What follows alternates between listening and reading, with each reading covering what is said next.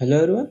तो आज की वीडियो में हम बात करेंगे कि किस तरीके से आप एक अच्छे प्रोग्रामर बन सकते हो और एक अच्छे प्रोग्रामर की क्या क्या क्वालिटी होती हैं और एक अच्छा प्रोग्रामर किस तरीके से अपने पैशन को उभारता है और क्या क्या वो अपने लिए करता है जिससे कि वो एक गुड प्रोग्रामर बन पाता है। और हम देखेंगे साइड बाय साइड उनके कंपैरिजन करेंगे कि एक प्रोग्रामर और एक अच्छे प्रोग्रामर में क्या फ़र्क होता है। तो जैसे कि आप सभी को पता होगा कि इस टाइम दुनिया में आप जितनी भी चीज़ ले लीजिए, चाहे वो वेबसाइट हो, चाहे वो एक स्मार्टफोन हो, चाहे आप किसी को कॉल करते हो या एक कैलकुलेटर हो, हर चीज़ कोडिंग की मदद से ही बनाई गई है। और ये कोडिंग आज के टाइम में एक बहुत बड़ा रोल अदा कर रही है हमारी लाइफ में, क्योंकि बिना अपने फ़ोन के हम नहीं रह सकते।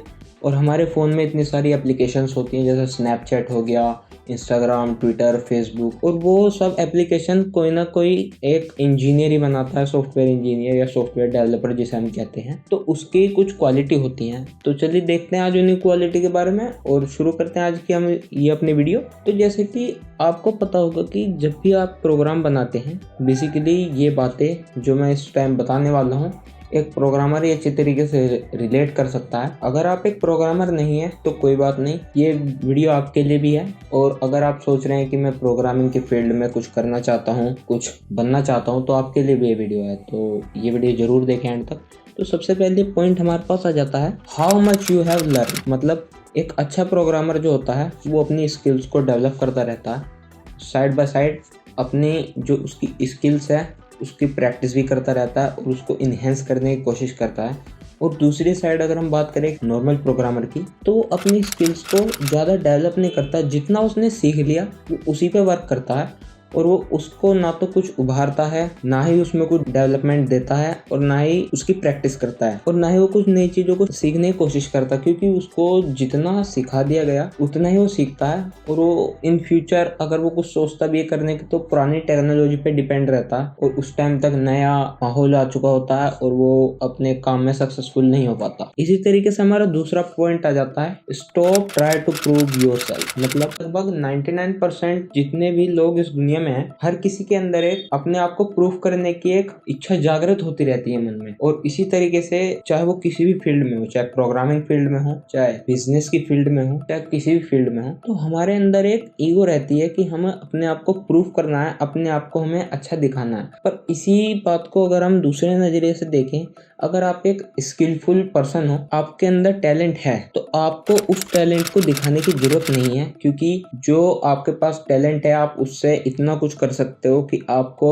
उसको शब्दों में बयान करने की कुछ जरूरत ही नहीं है। इसी तरीके से प्रोग्रामिंग में भी होता है कि जो भी एक स्किलफुल प्रोग्रामर होता है एक साइड, और एक साइड नॉर्मल प्रोग्रामर होता है, तो इन दोनों में डिफरेंस ये होता है कि स्किलफुल प्रोग्रामर जो होता है वो अपनी स्किल्स को शो नहीं करता, वो केवल अपने काम में उस चीज को शो करता है। और वहीं जो एक नॉर्मल प्रोग्रामर होता है वो अपनी स्किल्स को दिखाने के लिए लगा रहता है कि मेरे को ये आता है, वो आता है, ये वो, इस तरीके से। तो इसमें स्किलफुल प्रोग्रामर एक तरफ से बाजी ले जाता है, और नॉर्मल जो हम कहें नूब प्रोग्रामर होता है वो बेसिकली अपने उसी रवैये पे रह जाता है कि मेरे को ये आता है, वो आता है, और वो आगे डेवलप नहीं कर पाता। इसी तरीके से हमारा तीसरा पॉइंट आ जाता है अपने जो हम प्रोग्राम बनाते हैं वो प्रोग्राम को हम नहीं देखते। मतलब कि उसको हम, जैसे कि आपने अपना जिंदगी का पहला प्रोग्राम लिखा प्रिंट हेलो वर्ल्ड, ये पाइथन का प्रोग्राम है। उसी तरीके से आपने दूसरा प्रोग्राम लिखा, या आप कहें कि आपने एक छोटा सा कैलकुलेटर बनाया और आपने उसको एक तरफ डंप करके रख दिया कि हाँ भाई मेरे को बहुत सारी चीजें आ गई हैं। और इसी बात को देखते हुए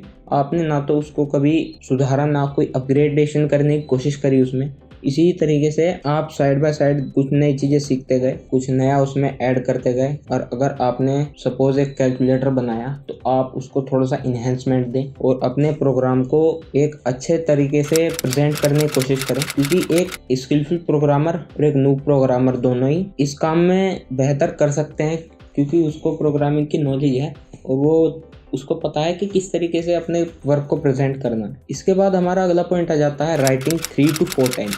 इसका मतलब क्या है कि एक जो न्यू प्रोग्रामर होता है और एक जो पुराना स्किलफुल प्रोग्रामर होता है, दोनों में क्या डिफरेंस होता है। एक न्यू प्रोग्रामर कुछ एक चीज़ सीख लेता है और उसको सीखने के बाद सोचता है कि मेरे को ये चीज़ आ चुकी है, मेरे को कुछ करने की जरूरत नहीं है। और बल्कि अगर हम दूसरी साइड देखें कि सक्सेसफुल जो प्रोग्रामर होता है वो अपनी स्किल को इन्हेंस करने के लिए जो वो चीज़ें सीखता है उसको लिखता है, बार बार लिखता है, उसको अलग अलग तरीके से प्रेजेंट करने की कोशिश करता है, तो वो उस काम में एक तरीके से महारत हासिल कर लेता है। वहीं न्यू प्रोग्रामर जो रहता है वो उसको सीख नहीं पाता और वहीं के वहीं वो अटक जाता है। और इसी तरीके से मैं आपको बता दूं कि प्रोग्रामिंग एक ऐसी फील्ड है जिसमें आप जितना सीखें उतना कम है। नई नई टेक्नोलॉजीज आती रहती हैं और उन टेक्नोलॉजीज को हम सीखने के लिए हमारे पास लिखने की एक ज़रूरत होनी चाहिए, मतलब कि लिखना आना चाहिए प्रोग्राम को, और उसको अलग अलग तरीके से हम किस तरीके से प्रेजेंट कर सकते हैं वो हमें आना चाहिए। तो इस तरीके से आप एक सक्सेसफुल प्रोग्रामर बन सकते हैं। उसके बाद हमारा अगला पॉइंट आ जाता है रीड कोड्स और read lots of code.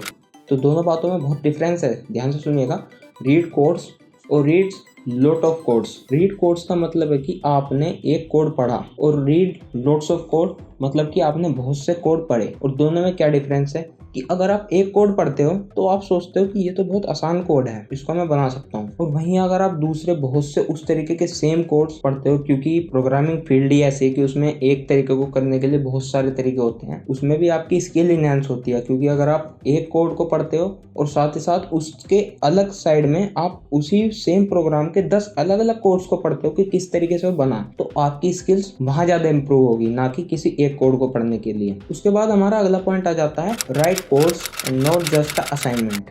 It means कि अगर आप एक कोड लिख रहे हैं तो आप अपने लिए लिखें, ना कि आप सोचे कि मेरे को ये कोड दूसरे को देना है, उसको क्या पता चलेगा, कुछ भी गलत उसमें करके दे दें, तो ये एक अच्छी प्रैक्टिस नहीं है। इसके बदले आप इस तरीके से सोचिए कि अगर मैं एक कोड लिख रहा हूँ तो मेरे को वो कोड मेरी लाइफ बना सकता है, और वही कोड मेरे सिवा और इस दुनिया में कोई नहीं लिख सकता, क्योंकि मेरे द्वारा लिखा जो गया जो कोड है वो यूनिक है। और बेसिकली होता भी ऐसा है, क्योंकि अगर आप किसी का कोड पढ़ते हो तो आप उसके कोड को पढ़ते हो और उसकी मेंटालिटी को पढ़ते हो, और अगर आप अपना खुद का कोड पढ़ते हो तो आप अपने आप को पढ़ते हो और अपने दिमाग को पढ़ते हो कि मैंने किस तरीके से लिखा हो, आप उसमें डेवलपमेंट करने की कोशिश करते हो। इसी तरीके से हमारा लास्ट पॉइंट आ जाता है लर्न टेक्निक्स नोट टूल्स। इसका मतलब क्या है, जैसे कि पुराने ज़माने में आपने देखा होगा कि कैलकुलेटर जैसी चीज़ें नहीं थी, तो उसको कैलकुलेशन करने के लिए हमारे पास टेक्निक्स होती थी और वो हम खुद सोल्व करते थे। उसी तरीके से सेम हमारा प्रोग्रामिंग में भी होता है, किसी चीज़ को करने की एक टेक्निक होती है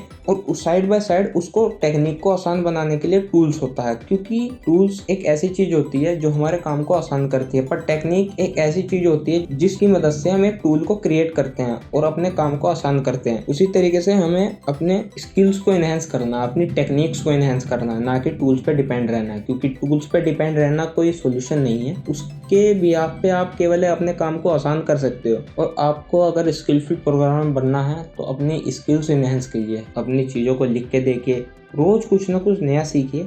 क्योंकि जब तक आप पुरानी चीज़ों पर अटके रहेंगे तब तक आप नए की तरफ बढ़ ही नहीं सकते हो और न ही आप कुछ नया सीख सकते हो। तो ये वीडियो अपने दोस्तों के साथ जरूर शेयर कीजिए और उनको भी कोडिंग के बारे में नॉलेज दीजिए। मिलते हैं आपसे अगली वीडियो में, तब तक के लिए थैंक यू।